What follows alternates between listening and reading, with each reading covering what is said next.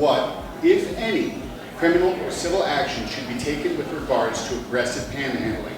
For this question, we shall define aggressive panhandling as when a person vocally asks for money, follows, pesters, gets too close, or threatens another individual. Well, if you have a threat, you have an assault, all right? And that's punishable under the law, under the common law. And I think, again, the document we refer to is the Constitution. So if you look at the Constitution, that type of harassment is punishable. And we should go back to the common law, and we should punish folks that unduly harass and assault others. Okay, so let's use this as warning signals. Deep criminalization, no. I think there needs to be, a communal discussion around this, around our safety officers, around what that means, why people are panhandling, which is really kind of like related or synergized with being homeless. So we need to find these folks jobs, right? And so how do we do that? We work with places like Urban Upbound, who have opportunities and form partnerships and collaborations with these folks so that we can make sure that we have proper synergies and connectivity to folks that need help. I believe that we need social workers to help deal with the situation. And I wouldn't criminalize it. Civil action, again, I would probably have, if I get outreach to those people, clearly there's a reason, there's poverty, so they need help. They need to probably get food. Maybe, we don't want shelters, but maybe they need it for now. I wouldn't criminalize it though.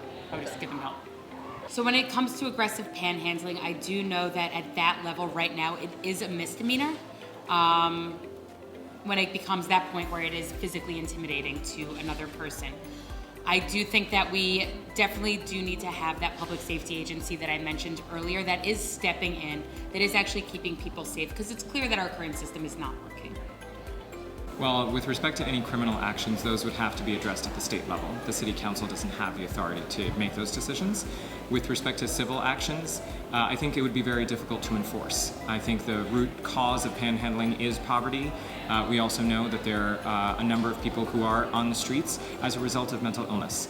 The state has abdicated its responsibility to take care of the mentally ill. It's now the city's responsibility to do that with aggressively expanded affordable housing, supportive housing, excuse me. Well, I think it's harassment, and I think that they should be charged with a misdemeanor if they're getting, physical or threatening. So if we have at that point poverty, we have to figure out how we could get food. People usually pander because they need food or they don't have a place to stay or something. So I think as a community person, just to see what is their need before we get all these people to pandering all the time. Because some people do get nervous when they come up to you. So we have to figure out what is the issue behind them, because there's a lot of mental health issue. Maybe as a community person, we could open a community activist group or groups in my city council, if I'm elected, to see how we can help these people and not have them pander and go outside and ask for money, making people uncomfortable. I have to get my local voice regarding this issue. But for example, I was a victim. Like a person is asking money, this and that. It feels really, morally low, say what's going on within our neighborhood.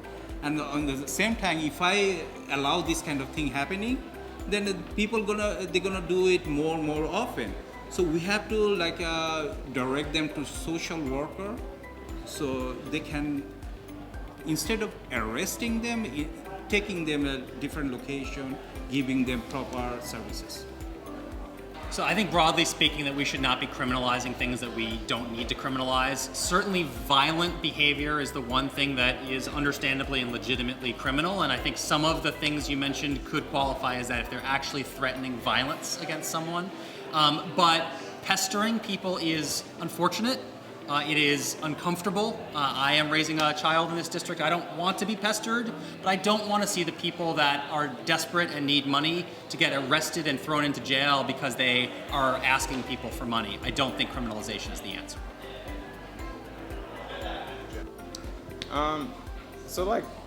Threatening is something different than that's I think categorically different than asking for money. But no, I don't think that panhandling should be criminalized in any way.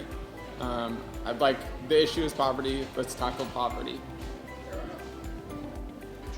I mean, nobody should be made to feel in danger in their own neighborhood. So, any physical touching, of course, is out of bounds. Following somebody is, of course, out of bounds. So any sort of stalking or physical touching, and then verbal harassment, we'll have to, call the officers down to make sure that these people feel safe.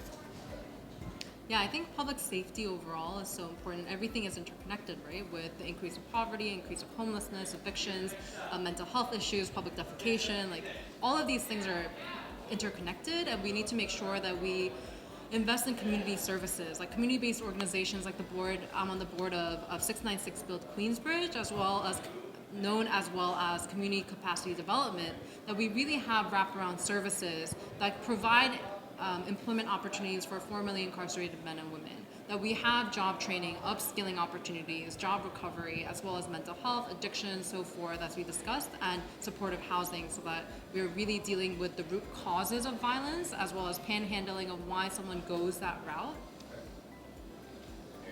Sure. A lot of that is the actual policing in the area then. There's a lot of panhandling going on, not just in this side of the district, but all over.